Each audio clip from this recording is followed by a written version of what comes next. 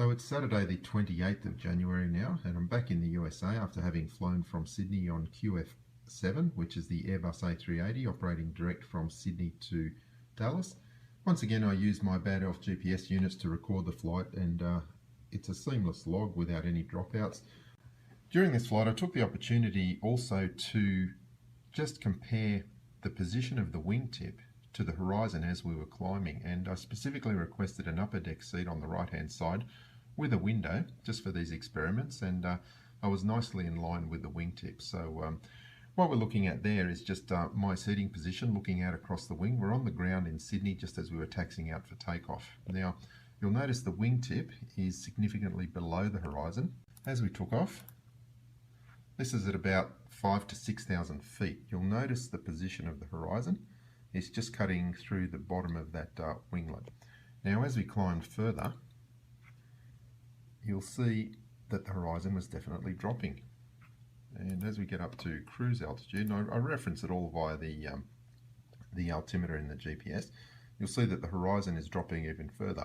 What I did, and you'll see this in the video, is I just moved the camera up and down in the window just to show that there was no perspective that was causing the change in the position of the horizon. It was actually just related to the altitude. When we're up in the cruise, you'll see just how much it has changed from originally being up here. You'll see there's several degrees drop, as you would expect operating up at around 35,000, 36,000 feet.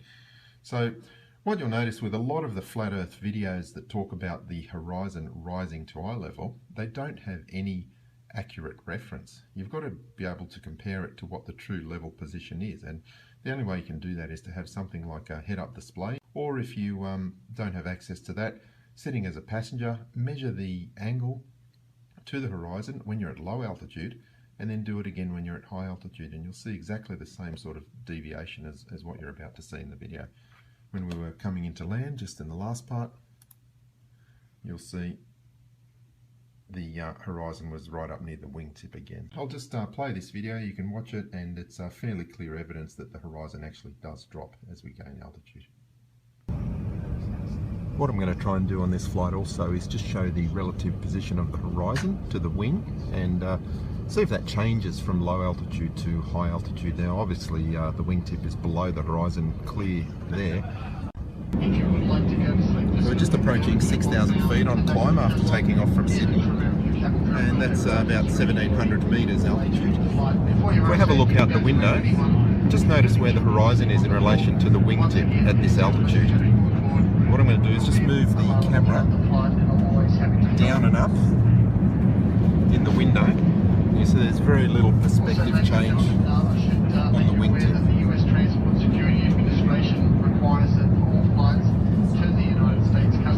And what I'll do again, once we're at cruise altitude in the 30,000 feet plus, we'll have another look at where that horizon is in relation to the wing.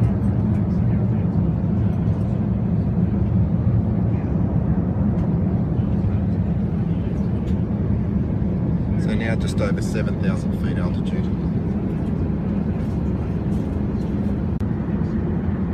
So we've now climbed about another 11,000 feet. We're just passing 18,000 feet, still climbing. 5,500 metres. And if we look at the wing now, you'll see the lower part of the winglet is now above the horizon. At lower altitude it was actually just intersecting the horizon. Again, we'll just move the camera up and down to make sure it's not just perspective causing this. The lower part of the winglet is above the horizon, and we're not even at 20,000 feet yet, so you'll see once we get up to the mid-30s cruising altitude, it's going to show the horizon has dropped even further. So just passing 21,000 feet now on climb, 6,400 metres. Still have a good GPS lock. Now what I want you to notice is that the horizon is now clearly below the lower part of the winglet on the wing, and again I'll move the camera up and down in the window so you can see it's not being caused by any perspective. In the previous part of the video where we were at lower altitude, the lower part of the winglet was actually crossing the horizon. Now you can see it's clearly above. And we're not turning because we're still maintaining our direction at 069 degrees. So the aircraft is actually not turning. You're getting a realistic perspective of the wingtip in relation to the horizon.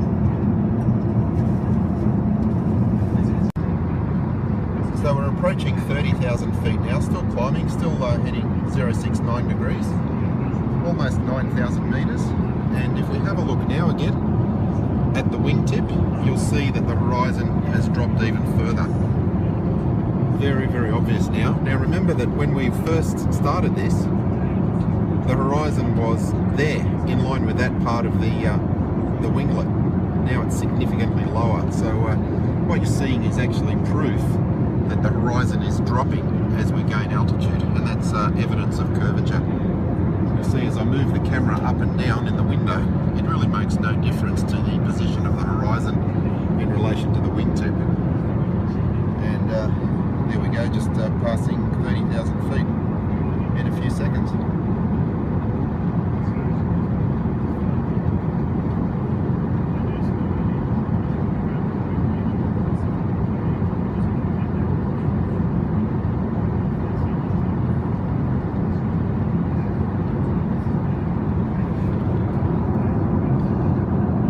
How much the horizon has dropped compared to the first part of this video.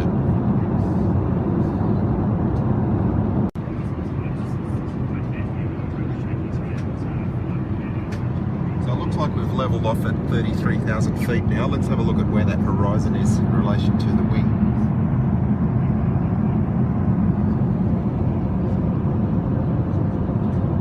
You'll see it's significantly lower than where it was when we were flying at lower altitudes.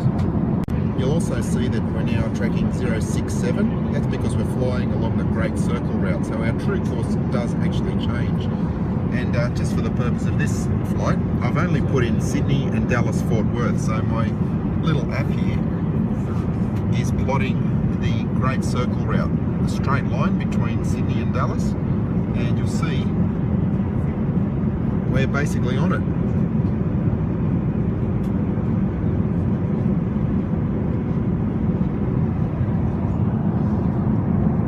Clear evidence of the horizon drop there by several degrees.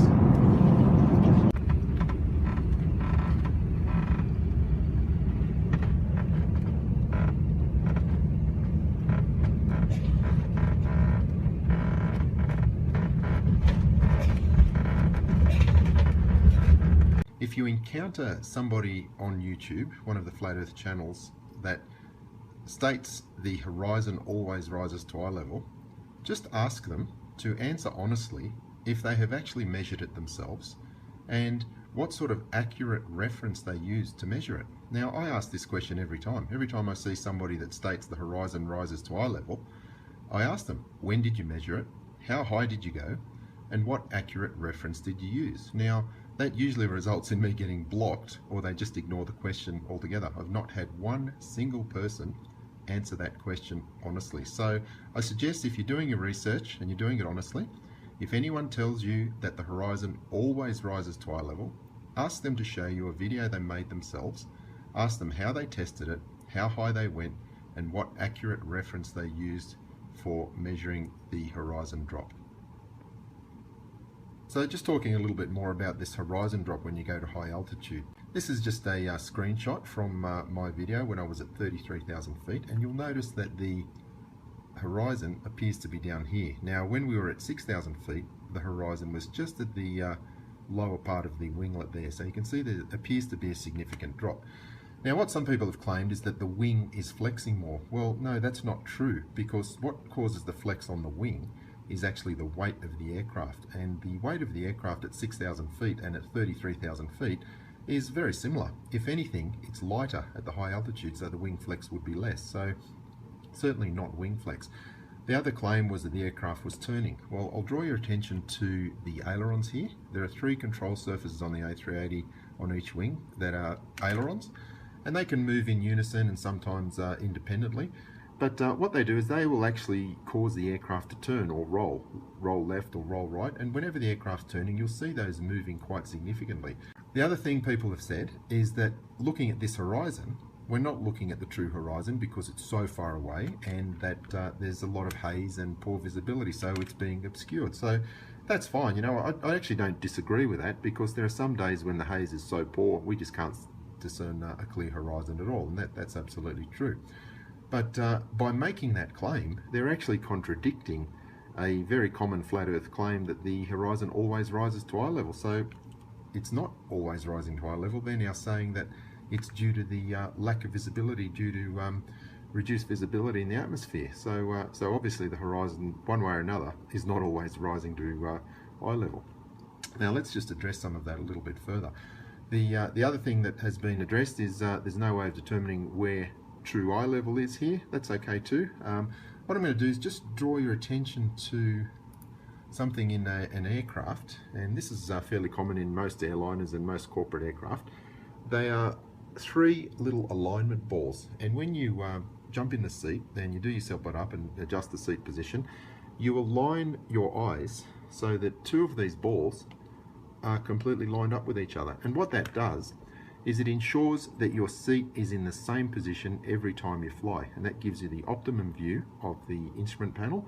And in our aircraft with a head-up display, it gives you the best view straight through the head-up display, because the field of view is quite narrow, and if you move your head left or right just a few inches, you'll lose completely the head-up display picture.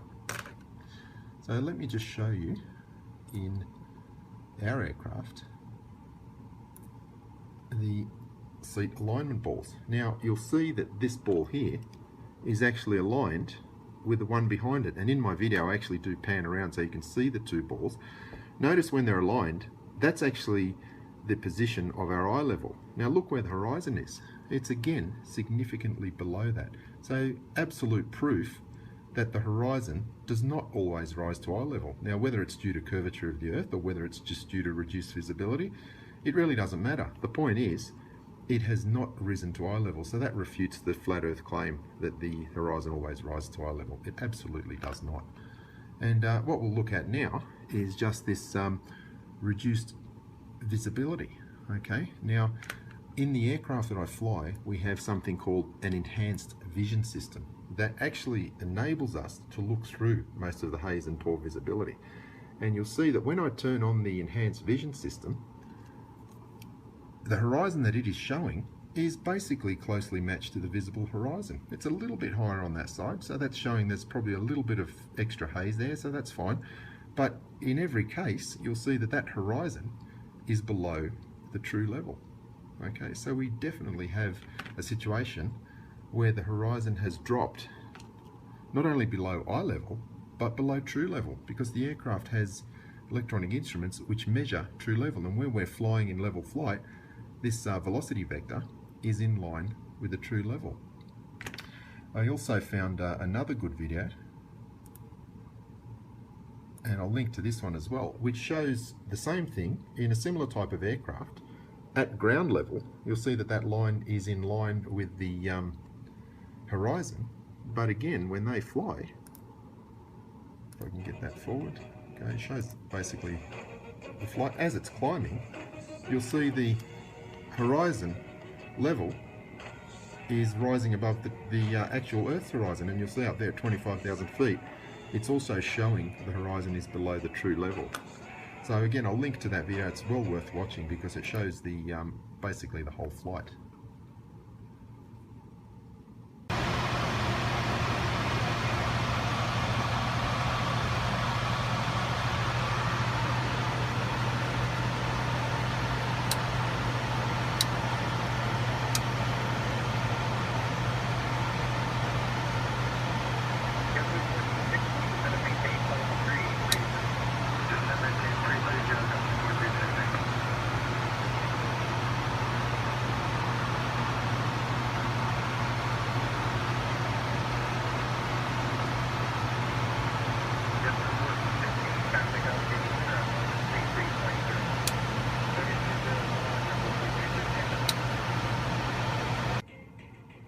So there are plenty of good videos on YouTube that explain the EVS and just give you an example of how much better you can see in the head-up display using the EVS than you can with the naked eye.